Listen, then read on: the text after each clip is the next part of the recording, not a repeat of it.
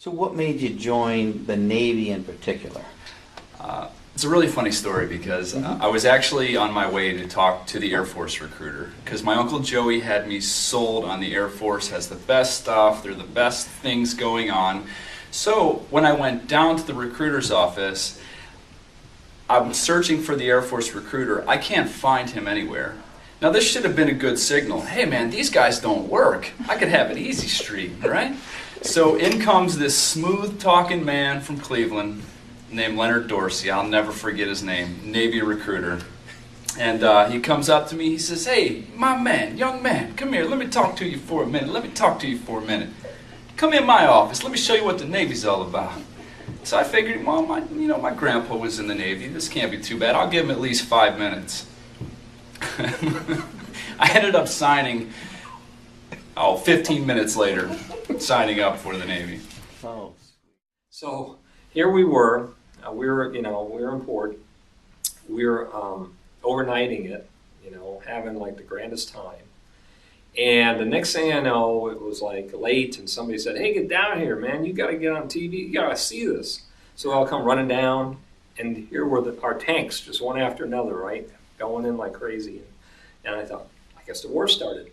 No one will believe me that, I'm in the war zone, but I'm in a palatial estate, and I'm watching it on TV, and so much for, However, things had kind of flared up because we got underway, and the massive air assault that occurred, we were the very first shooters on the USS San Jacinto, as verified in the Guinness Book of World Records. And I'll tell you why later, how we knew that. Initially we didn't. But if you ever want to know what Armageddon is going to look like, I can tell you. When I came back home, of course, we weren't accepted very well. I remember we were in a parade and getting booed and stuff like that. That was that was really difficult, I think, for me at the time. But I'm thankful when I did come home, my church in Niagara Falls gave me a homecoming party. So that I'm very thankful for. The Assembly of God Church in Niagara Falls, so that I always remember. Somebody welcomed me home.